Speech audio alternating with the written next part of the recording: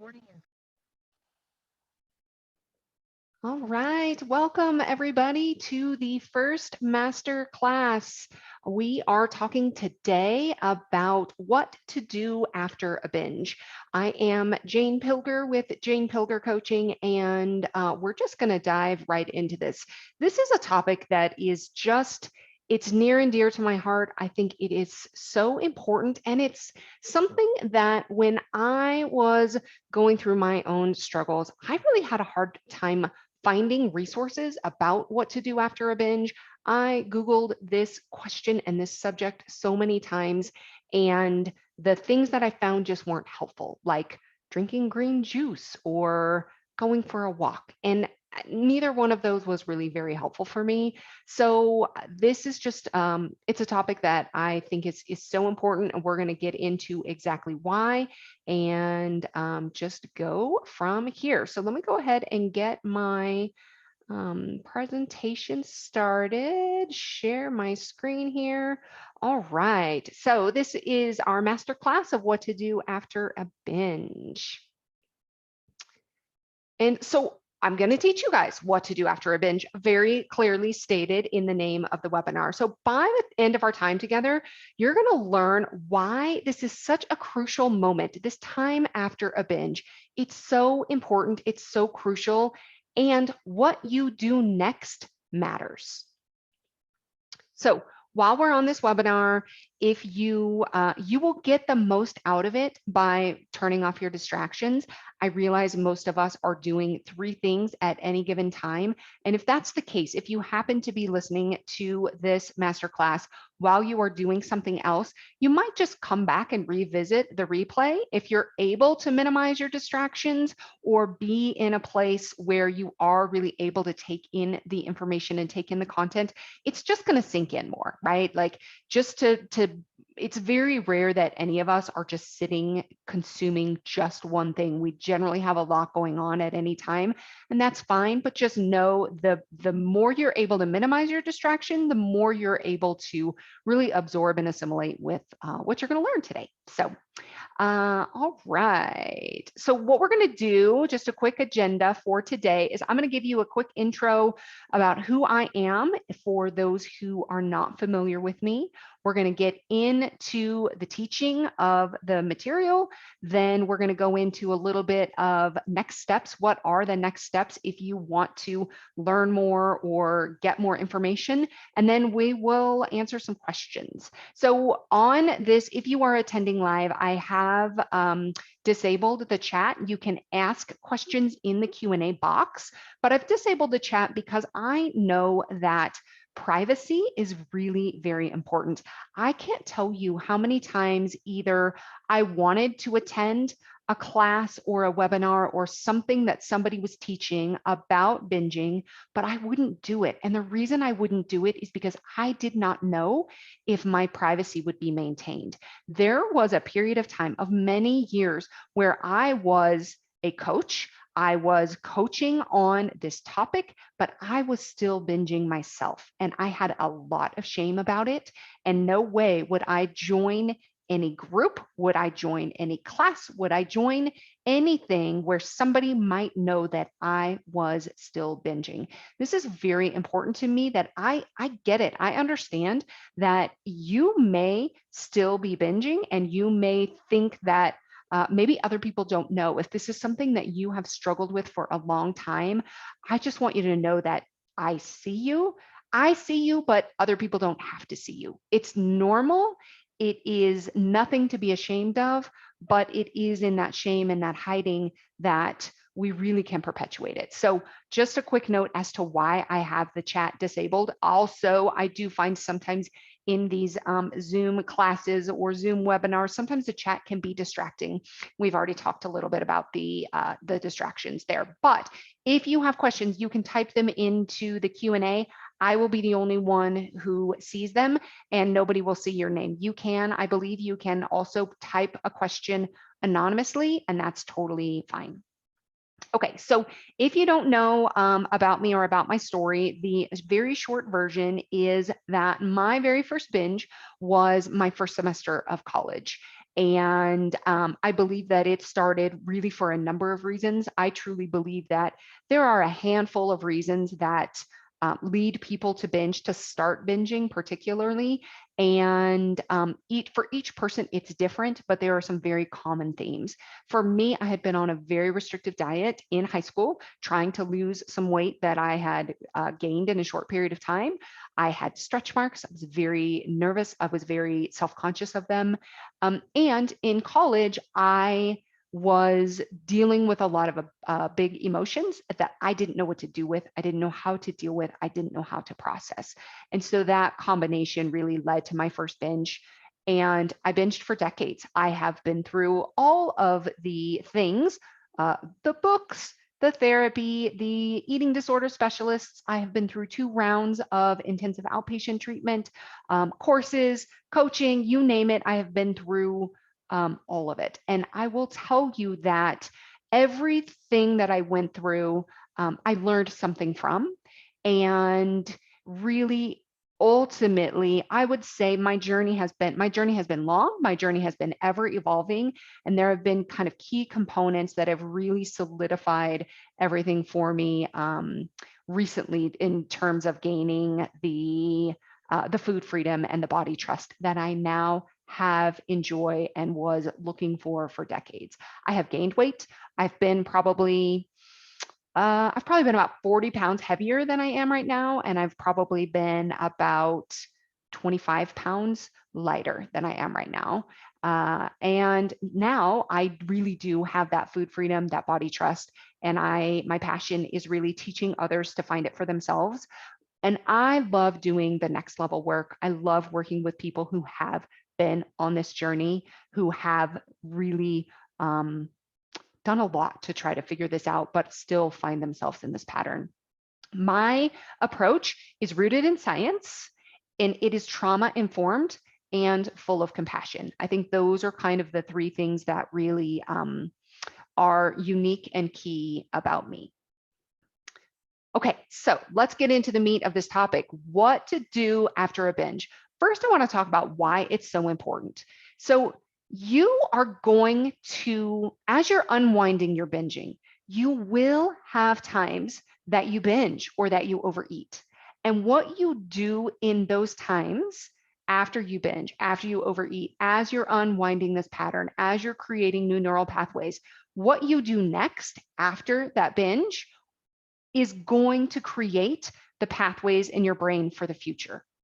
So it's like we're kind of starting from the end, but it's so important to do that because we're creating those new pathways. You will still binge sometimes while you're unwinding this, but if you can change your approach and what you do after the binge, it really will make a difference in terms of I'm going to guess, I think it's probably safe to guess that anybody listening to this masterclass understands the cycle of binge and then shame and then restrict and then binge and what that cycle looks like and what it feels like. So what we are doing here is we're stopping that cycle after the binge.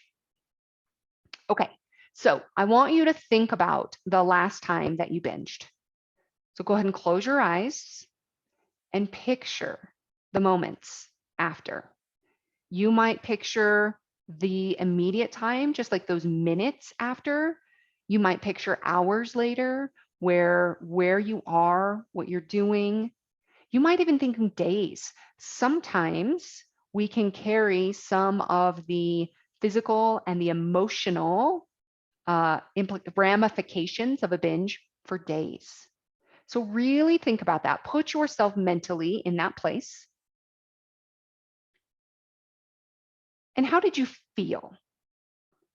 Let's think about some feeling words. So I'm offering up some common feelings after a binge: disappointed, disgusted, ashamed, angry, hopeless, out of control, depressed. I for sure have felt every single one of these, generally all of these after a binge. So what were you thinking? I can't believe I did it again. I'll never figure this out. I should know better. I hate myself. I have no willpower. I've ruined my progress. I'm broken.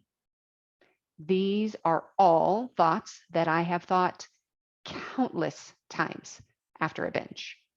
This thinking here is what's creating those feelings of shame, disappointed, disgust, broken, helpless. So, what did you do after that binge? While you're thinking these things, you're feeling these things, what do you do? Hide the evidence? I have done that so many times. Most of my binges for a while, for a number of years, a lot of my binges were happening in the car. And so I would stop at the gas station and throw all the evidence, throw the wrappers and everything else away so that my husband wouldn't know. Or if I was at home and I was eating, quote unquote, his food, I would finish it. I had to finish it so that he wouldn't know that I ate it. And then I would go to the store before he came home and I would replace all of it and bring it back to, and then replace it in the pantry. Sometimes even opening it up again to eat a little bit so that he wouldn't even know. So hide the evidence. Don't tell anybody. Research ways to stop. Again, how many times did I Google what to do after a binge? I have so many times I can picture driving around binging while listening to podcasts about how to stop, while mostly that researching, or eating while I'm like scrolling through somebody's social media about not binging. Eat more. Plan to make up for it. That can show up in any number of ways, right? It could be not eating again for, minimizing your eating the next day. It could be over exercising. It could be purging through vomiting or through laxatives. Just zoning out, pure zone out mode. Or try to avoid the discomfort, the physical discomfort, the emotional discomfort. So that might look like scrolling. For me, that's pretty much what I would do is I would just scroll, like try to find the bottom of the internet, which does not exist.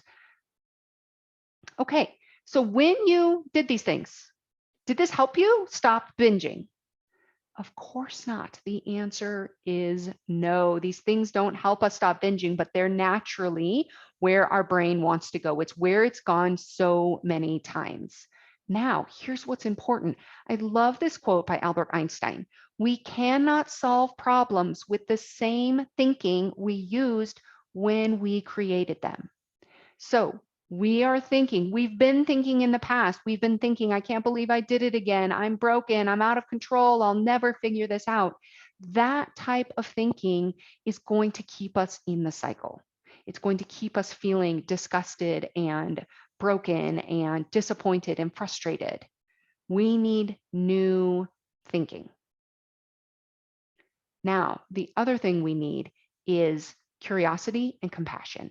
So, shame and judgment are what is generated by thinking all of those things. I can't believe I did it again. I'll never figure this out. I'm disgusted with myself. I have no willpower. All of that leads to shame and judgment. That's going to keep us in that cycle.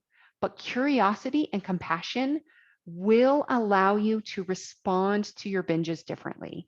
If you can approach yourself from that place of compassion, from that place of curiosity, rather than from shame and judgment, you will change your experience of that time after a binge. Okay, so 5 key steps. I have 5 key steps for you for what to do after a binge. I do have a download on this, and I will send out with the replay. I will send out the download on these 5 steps. Step number 1: decide you are done eating. This is so important, and this is why it's step number 1. So many times it's like, have you ever had the situation? I know I have a lot. The situation where you start eating, you are, oh, I can't believe I did it again. You start eating, and then your brain just keeps offering up the suggestion for more food. I have had binges that have spanned over hours, many hours. It's kind of the thinking behind it is like, well, I've already screwed up. I might as well keep eating. I also often have the thought of like, I would have the thought of like, what else can I eat? Just looking for what else can I eat? And at the time, particularly when I was limiting a lot of foods from my diet, it's like, well, I might as well eat these things now because I'm not going to get them again. So it's really, the brain is just looking for more opportunities to eat. So deciding that you're done is so important because of this. The brain works in basically loops. The brain loves to essentially solve problems. So anything you put your brain to work on, your brain um, is going to go to work on that thing. If you put your brain to work on all of the ways that you are broken or that you are disgusting because you've binged, it's going to find them. It's going to find more ways. Now, the other thing about the brain is that with the closing the loop, it likes to close loops. It's kind of like it's solving a problem. It's closing at the loop so it can just like move on.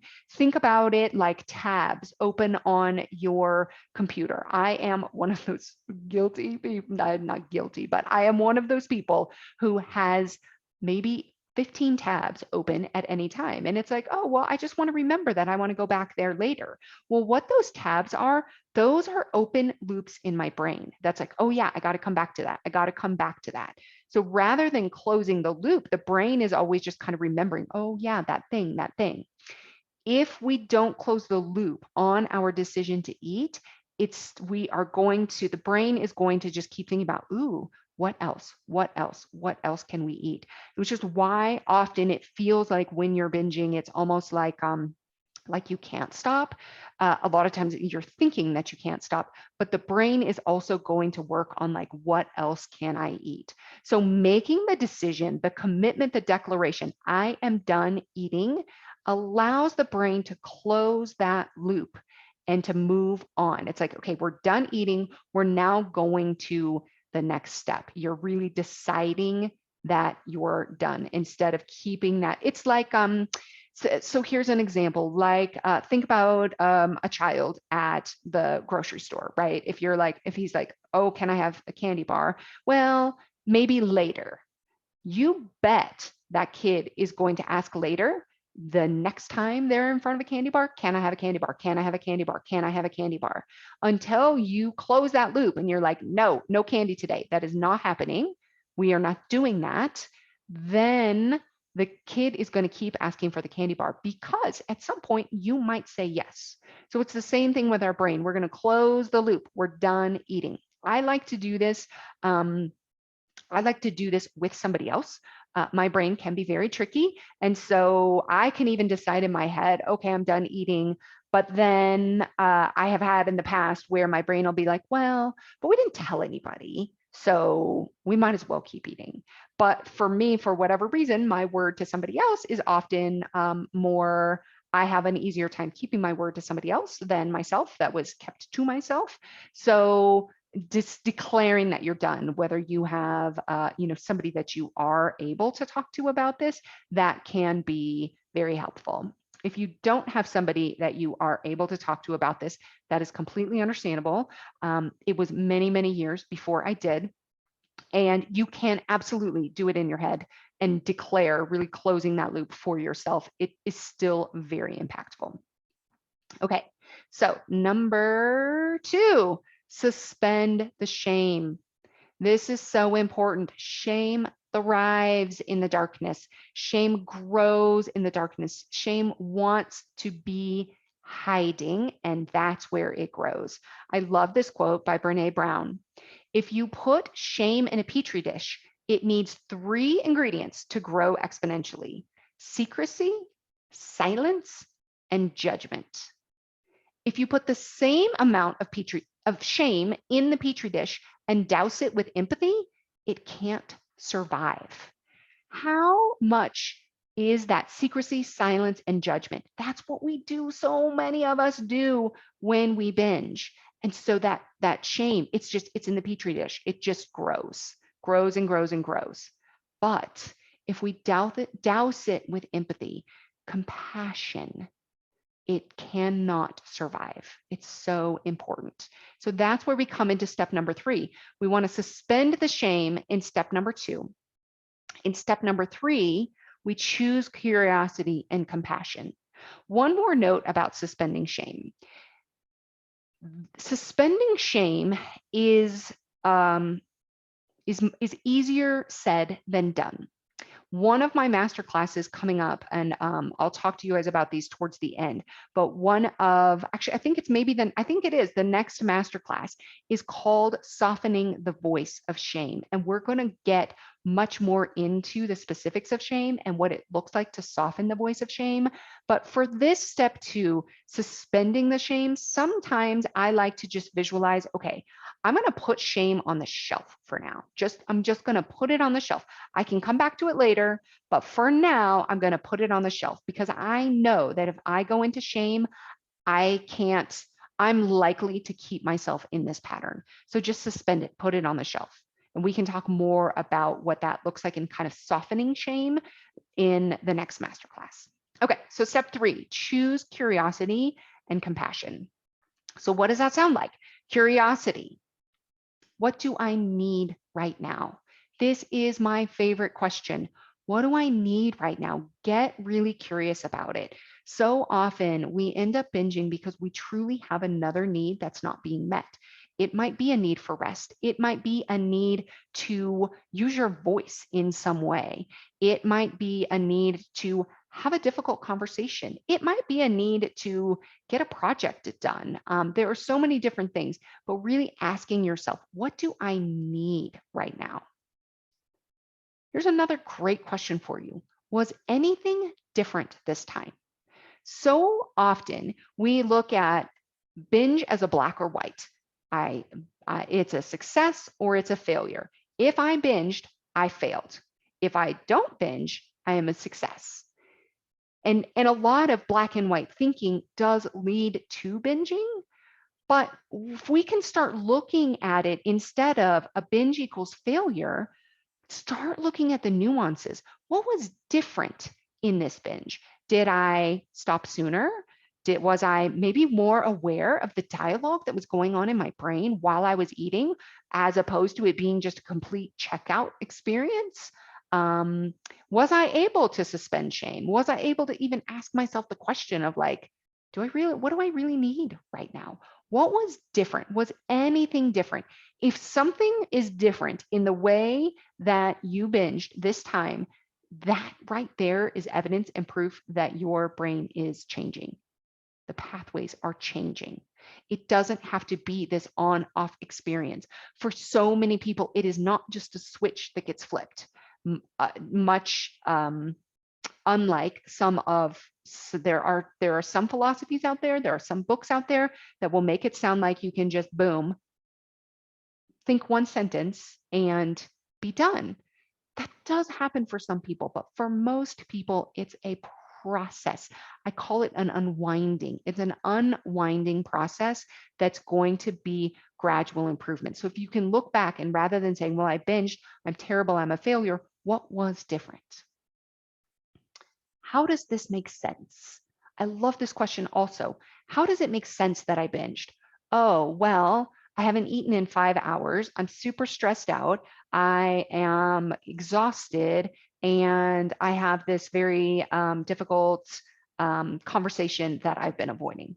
Oh, okay. That makes sense, right? It's like, how does this make sense? Instead of thinking, I'm broken, I'm a failure, I did it again. How does it make sense? So compassion, what does compassion sound like? What would I say to a friend right now? If you have a loved one in your life that is somebody that you really know that you do very well with them when they are struggling, when they're having a hard time, think about that person specifically.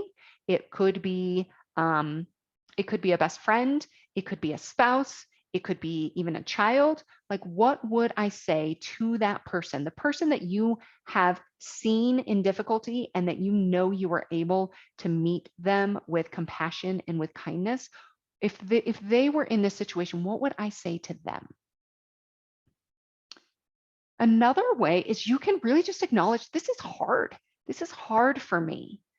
This is hard for me is a compassionate gesture. It is telling you that you're going through a hard time rather than I'm bad, I screwed up, I'm broken, there's something wrong with me. Another thing you can say to yourself is, let me be kind to myself in this moment. That is a compassionate gesture. Let me be kind to myself, recognizing that the kindness is going to create the outcome that you want. Now, you might be thinking, if I'm kind to myself, won't I just keep binging? Actually, no. It's in the kindness that we're able to open up, witness, and actually move on to the next step. Comes from the kindness. When we are approaching ourselves through judgment, through shame, we're going to close down. We are not going to be open to change. We're going to be closed and likely keep ourselves in that pattern. So here's step 4, goes along with what I was just talking about with kindness. Learn the lesson. Every binge has a lesson for you. Every binge has something to teach you.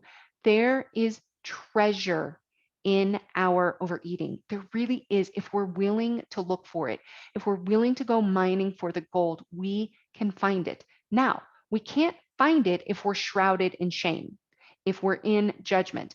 That lesson, there's no way that that lesson can even be found or discovered. It just can't. So we need to learn the lesson. What is this? What is this lesson? So find the treasure in it. You can ask yourself these questions. What can I learn from this? This is a great question to ask yourself. Open up that loop. What can I learn from this? Ask yourself, put your brain to work on that. What can I learn from this? Is such a more powerful question than why can't I stop doing this? That's the question we naturally ask ourselves. Why can't I stop doing this? Why don't I do, why can't I do better? What can I learn from this? What does this have to teach me? Where do I still have opportunities to grow? As you're unwinding, if the binging does happen, it's pointing you towards opportunities to grow, opportunities to learn, things to discover. If you are open to finding the treasure with you approach yourself with curiosity, compassion, you're open up to finding that learning, then it can be a beneficial experience, even if physically it does not feel good.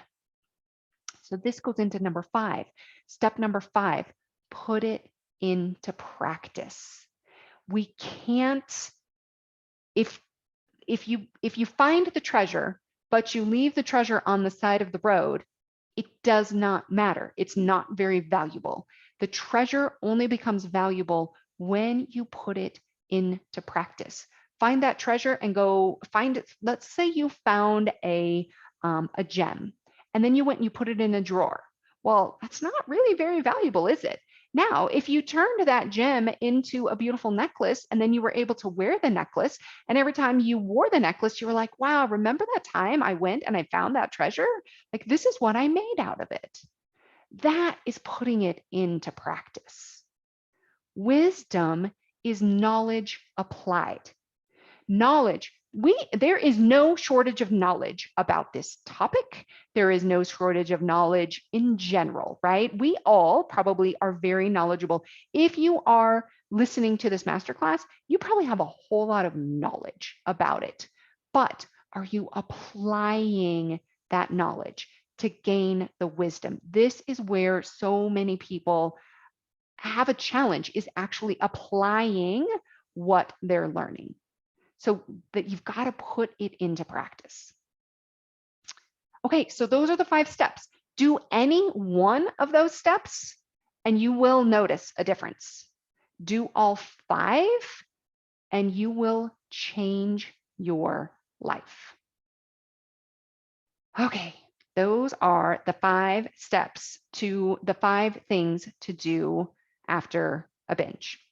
Now, There is a download I will be sending out, so you can have that nice little handy cheat sheet you can have with you that you can remember, okay, what are the top 5 steps? Number 1, decide you are done. Number 2, suspend the shame. Number 3, choose curiosity and compassion. Number 4, find the treasure. And number 5, put it into practice. Those are your top 5 steps of things to do after a binge. All right. So we've covered a lot. I've definitely given you plenty of things to think about, things that you can put into practice. We also talked about why it's so important. That time after a binge really is, it doesn't have to be, oh, I binged, I'm a failure. It can be, oh, okay, this is where I can start changing. I get to start changing my brain now, even in this moment. Do one of those things, any one of those 5 steps, and it will make a difference. Do all 5, it literally will change your life. Okay, so now that we've been through all of this information, you might be thinking a few things like, I don't want to binge anymore. You're talking to me about after a binge. I don't want to binge at all. You might also be thinking, how are you different? Meaning you, Jane Pilger, how are you different than anybody else who is out there talking about binging, coaching about binging? What is so different or unique about me? Or you might even be thinking, how do I apply this to my specific situation? What does it look like for me to choose curiosity and compassion? I can't even consider putting myself in that situation or finding the treasure. There is no treasure in my binges. I don't understand. Like, how do I apply this? So if you're thinking any of these things, or you find yourself that you have some additional questions, or maybe you're thinking like, it just feels so hard. It feels hard to change. Staying in this cycle, while it doesn't feel good physically, it just is where I'm going. And it's naturally it just seems like it's just on autopilot. So if you're thinking any of these things, or you still have some questions, I invite you to book a compassion conversation with me. And what a compassion conversation is it's a great opportunity really for both of us. And it's a 30-minute phone call where you will bring to the call, you have any questions, very specific questions for me. If you have, maybe you want to bring your biggest struggle, you want to, any question, anything that came up on this class or anything else really just around this topic, you bring that to the call and we'll talk. I will give you my answers. I will give you my insights. My goal in any compassion conversation is to give somebody something to take away, either an aha, oh, wow, that makes sense, or something that you can do or that you can practice and put into practice into your own experience. And then what I do in the conversation is, if it seems like we're a good fit, we have a good rapport, it seems like we're a good fit to potentially take work to the next level, then I will explain to you what it looks like to work with me, and what it looks like to work with me, taking that work to the next level. It's absolutely a no pressure conversation. If you decide that we aren't a fit, then you have hopefully received some good insight or tips on your own situation, what you brought to the call, and then we'll go on our ways, and you will have other opportunities to still connect with me and get anything else done. So you can book that compassion conversation with me through my website is really the easiest way to do it, under Work With Me, and I just invite you to do that if getting additional information or talking to me further sounds like something that you might like to do. There's other ways to connect with me. I'm on social media, on Facebook and Instagram, both cases at Jane Pilger Coaching. You can also get on my email list if you aren't already. You can do that through my website at janepilger.com.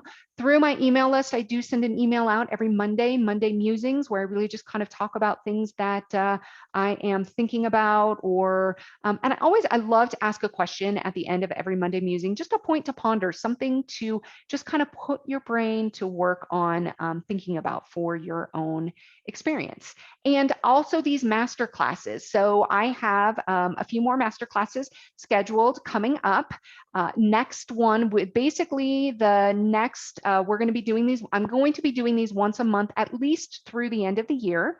So the August masterclass is softening the voice of shame. I'm really excited about that. It's August 10th. We'll be talking more about really what does shame sound like? How do you, that's step number 2 is suspend the shame. But the shame voices and that shame, that feeling of shame that wants us to hide, that wants us to keep everything secret is very strong. And so what does it look like to soften that voice? We'll talk about that on the August 10th masterclass. In September, it's going to be how to talk to your loved ones about your secret eating. I know for me, I was married before I think I was married for 2 years before I even told my husband about my binging. And I had been binging before. I started binging again after, and it was a very, very difficult conversation for me. And I believe through our time together and through talking about that, I've really learned a lot about how to talk to your loved ones, and can really give some insight and support in that area. So we'll do that in September. And then in October, we're going to talk about perfectionism and how perfectionism perpetuates binge eating. So those are all happening at 5 p.m. Central. These all happen to be on Wednesdays. So hopefully you can join me there. And if there are any classes that you would like to see specifically, any topics you would like to hear me discuss or teach about, you can pop them in the Q&A, or you can just send me an email, hello@janepilger.com. You can send me an email and just let me know if you have any ideas on masterclasses, or if you want to just hit reply to any one of my Monday musings. I read and receive all my emails. I do my best to reply to all of them. So I would love to hear from you. I'd love to connect with you in any way. So let's see. With that, let's see if there are, I don't see any questions right now. So I think we're going to just assume that I have answered them all beautifully. I look forward to connecting with you. I thank you for your time. I look forward to connecting with you in whatever way feels right for you. If you feel interested in talking to me further, book a compassion conversation. That would be amazing. If you just want to get to know me more, just keep following me. Follow me on social media, and just kind of get to know me that way through these master classes. That absolutely works too. So I've got a question here. Talk more about avoiding the shame. So we're really going to get into the avoiding the shame piece. It's not really avoiding it. And I'm actually really glad that you asked this question. Avoiding the shame. We don't want to avoid the shame. So step number 2 in the 5 steps to do the things to do after a binge, step number 2 is to suspend the shame. So just think about the difference in how that sounds: suspending the shame and avoiding the shame.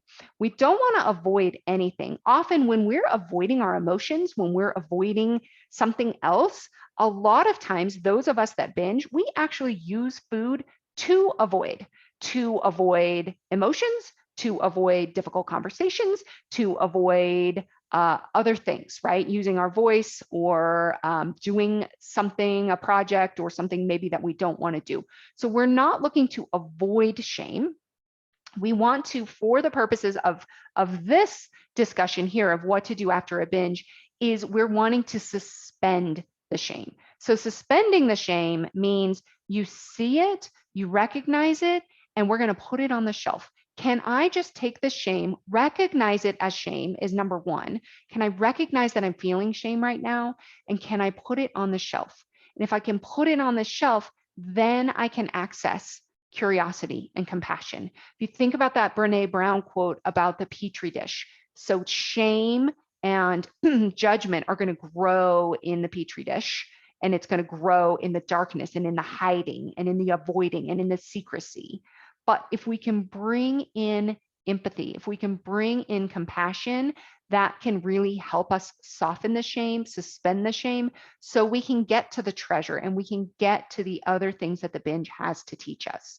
So that's really what we're doing here is kind of, I like to just kind of visualize like putting it on a shelf. And so I can come back to it. I can come back to that shame. But for now, I want to put it on the shelf.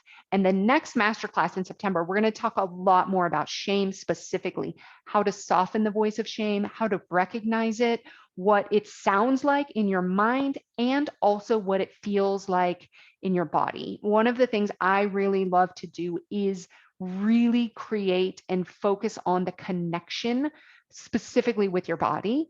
A lot of times we are so in our minds and we're so in our heads about things that we don't really get into our body. So a lot of the work that I do also really does incorporate the body, the understanding of the body, the feeling, being connected with yourself, understanding your nervous system, and really kind of looking at all of that as a whole connected component.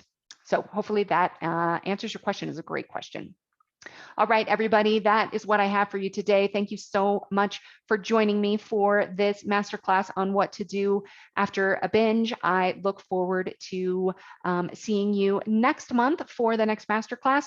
And if you want to discuss further, please book a compassion conversation, and look forward to connecting with some of you there. All right. Bye, everybody.